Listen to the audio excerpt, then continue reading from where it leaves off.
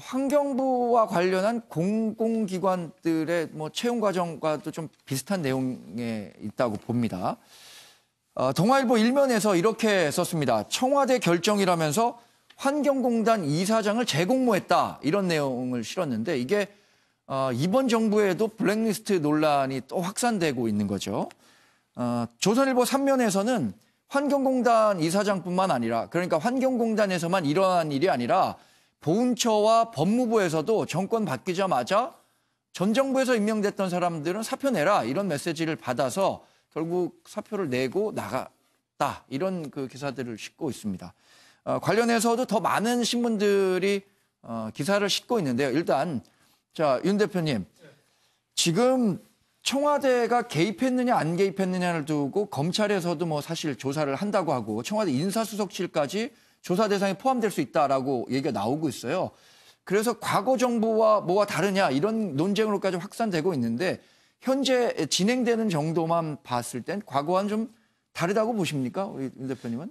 과거와 뭐 민간이다, 공공기관이다 이 정도 네. 차이는 있죠. 네. 과거 박근혜 정부 때는 민간에 대한 지원, 문화, 체육 쪽의 지원을 아예 잘라버린 거잖아요. 네. 민간에 대한 지원 잘랐는데 이거는 이제 산하, 공기업, 공단 뭐 이런 데니까 그 정도 차이는 있는데 방법은 좀 비슷하지 않느냐. 예. 그래서 블랙리스트가 아니라 청와대에서는 지금 체크리스트라고 하는데 네. 거기에 대해서는 조금 설명하기가 좀 모호하지 않느냐. 이게 처음엔 얘기가 나온 게 김태우 청와대 그 수사관이 그 이인걸 특검반장이 지시해서 네. 330군데 공기업, 공공기관 대상으로 해서 뭐 내보낼 사람 명단 리스트를 했다 이건데 처음에는 청와대에서 우리는 그런 DNA가 없다고 그랬는데 또 그 다음에는 알아보겠다고 했다가 이번에는 블랙리스트가 아니라 체크리스트라고 했는데 네네. 이 새 정부가 들어와서 공기업에 공공기관에 자기 사람을 씹는 것 자체는 그동안 계속 해왔던 겁니다. 네네. 그래서 이 자체는 뭐라고는 할 수는 없는데 문재인 정부가 들어와서 과거 정부에 대해서 어떻게 했습니까? 과거 정부에서 했던 거를 다 직권남용이니 이걸로 처벌을 했잖아요. 네. 근데 그 방법하고 지금 똑같잖아요. 그러니까 법에 정해진 테두리만 하면 되는데 내보내기 위해서 그 사람에서 뒷조사를 하고 네. 여러 가지 조사를 했잖아요. 그게 그러니까 직권남용이라든지 개인정보 보호라든지 여기 법의 테두리에서 어떻게 보면 위법 행위가 되는 거죠. 그래서 네. 저는 환경처에서 지금 불이 났어요. 네. 청와대 쪽으로 지금 불이 옮겨오고 있는데 네. 여기에 대해서 과감한 조치를 취해야지 우리 아니다, 우리는 다르다 이게 해봤자 국민들이 저는 안 믿는다고 봅니다. 말씀하신 것처럼 이게 공기업이라는 데 좀 국한됐다는 건 공기업은 이제 국정 철학을 공유하는 사람들이 행정력을 이제 동원해서 국가적 정책을 시행하는 과정에서 그런 사람들이 필요하다라는 데 대해서는 또 인식을 좀 같이 하는 분들도 있을 것 같아요. 다만 지금 윤 의원님이 지적하신 것처럼 이게 전 정부 사람에게 대해서 다른 조금 뭐 불법적 아니면 위법적인 방법으로 이런 걸 종용한다는 건 좀 문제가 있었던 부분이라는 지적도 있는 것 같습니다. 교수님.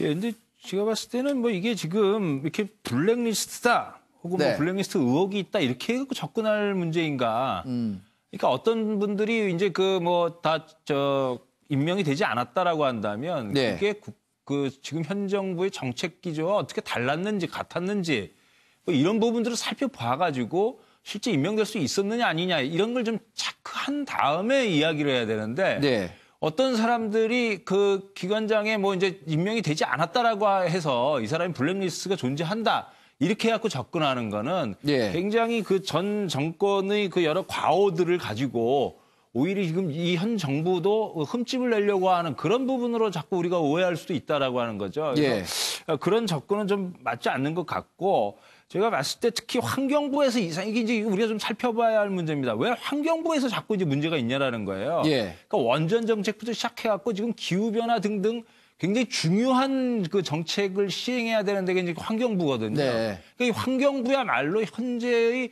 미래를 열어나가는 정부의 정책과 굉장히 중요한 그 지점에 놓여 있는 그 부처입니다. 그래서 네. 이것을 둘러싼 인사에서는 긴장도 있을 수 있는 거고 또 이런 부분들을 그래서 우리가 이제 좀 염두에 두면서 살펴봐야지 단지 이게 이제 블랙리스트다, 뭐 아니다라고 하는 그 정치적 공방의 문제로 갈 문제는 아니다라고 좀 생각이 들고요. 네. 또 한편으로는 그런 생각도 드는데 이제 이런 어쨌든 문제 제기들이 계속 이제 그 전 정부 정권에서 계속 이루어져 왔었던 여러 가지 이렇게 이제 낙하산 인사와 같은 관행들 예. 이런 부분들을 고쳐가는 계기로서 또 작용할 수 있다라는 점에서 우리가 좀 좀 더 이렇게 뭐 의혹 제기 이런 차원보다는 뭔가 대안을 만들어가는 차원에서 살펴볼 문제가 아닌가 생각도 듭니다. 네. 관련해서 조선일보 3면은 청와대가 밝힌 내용들을 좀 소개를 하고 있습니다. 박근혜 정부 블랙리스트와는 다르고 숫자도 5명에 불과하다. 이런 내용을 담고 있고요. 한겨레 신문은 검찰이 환경부 감찰에 청와대 인사수석실이 관여를 했다는 부분에 대해서 수사를 할 수도 있다. 그리고 청와대는 산하기관 감사는 적법한 감독이다. 정면 반박하고 있다는 내용을 담고 있습니다.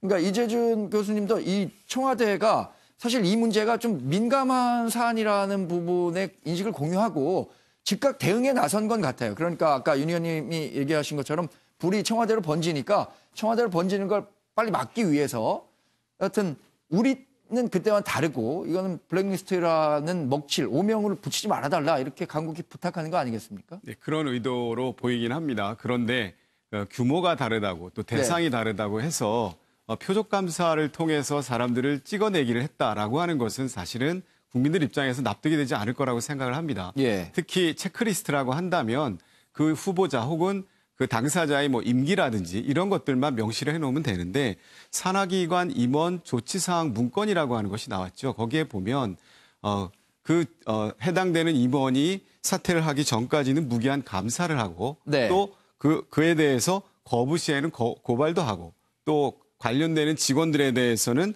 책임도 추궁하겠다라는 문건까지 나왔다는 거예요. 예. 그렇다고 본다면 과연 이것이 단순한 체크리스트로 작동을 했겠냐라는 것이고요. 특히 문재인 대통령께서 예. 2017년 5월 달에 취임 선서에서 그런 말씀하셨어요. 기회는 평등하고 과정은 공정하고 네. 결과는 정의로울 것이다. 이게 청년 취업이라고 하는 공기업의 문제뿐만이 아니라 공기업에 해당되는 국정 철학을 물론 공유한다고는 하지만 그분들에 대한 임기, 그분들에 대한 어떤 과정에 대한 것들도 굉장히 공정해야 되고 또 네. 결과 역시도 정의로워야 된다라는 생각이 들고요. 특히 이번에 문제가 더 됐던 것은 이 환경부의 그 임원추천위원회 위원장이 홍종호 서울대 교수님이셨어요. 네. 이분이 4대강과 관련돼서 조사위원장도 하고 계시는데요.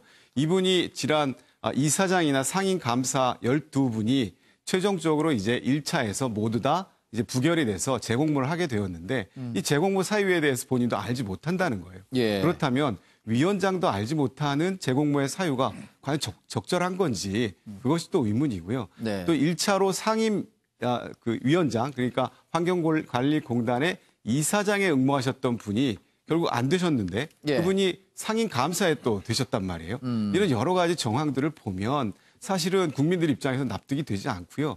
특히 문체부 문화관광부 산하의 그 국립현대미술관 관장이 되신 분께서도 역량평가에서 낙제점 받았다가 재평가 받아서 가셨단 말이에요. 이런 한두 가지가 아닌 여러 가지 것들을 봤을 때에는 국민들은 사실 납득되기 어렵죠. 그리고 네. 블랙리스트라고 충분히 생각할 수 있는 그런 개연성을 가지고 있다. 이런 것들을 사실은 과감하게 이제는 결별을 해야 할 텐데 그 결별이 이루어지고 있지 않은 것이 안타까운 현실이다 이렇게 봅니다. 저는 이번 기사 보면서요. 검찰이 청와대 인사수석실 관여 여부에 대해서도 수사를 하겠다는 방침을 밝혔는데 검찰이 사실 살아있는 권력에 대해서 이렇게 굉장히 그 수사를 확대하고 하고 싶은 수사 다 할 수 있을까요? 조대진 변호사님, 전 이 부분은 조금 궁금합니다. 저는 이게 단순 고발 사건에 조금 예. 검찰이 오버한다고 저는 생각을 하고요. 그리고 아까 블랙리스트가 아닌 것을 블랙리스트화하는 프레임이 되게 지금 많이 만연하고 있다고 생각을 하거든요. 예. 아까 교수님께서 말씀 주셨는데 규모와 대상이 다르다고 달리 판단하면 안 된다라는 말씀을 주셨습니다. 근데 규모와 대상이 다르면 그 실체도 다른 겁니다. 그러니까 제가 말씀드리고 싶은 거는 지금 야당은 이 블랙리스트에 관련된 단어로 묶어서 지금 현 정부에도 블랙리스트가 있다라는 주장을 하고 싶겠지만 예. 사실상 업무 평가에 관련된 부분을 블랙리스트로 평가를 한다면 우리 고등학교 때 그 생활기 성적 기록부 있지 않습니까? 생활기록부. 네. 그건 뭐 담임 선생님의 그 블랙리스트입니까? 그거는 말이 안 되는 거고요. 이거는 명백하게 전 정권과 비교해 봤을 때는 민간인을 블랙리스트로 올렸던 부분과 네. 공공기관의 업무 평가를 했던 부분은 명확하게 다르다는 부분을 인식을 해야 될 것 같고요.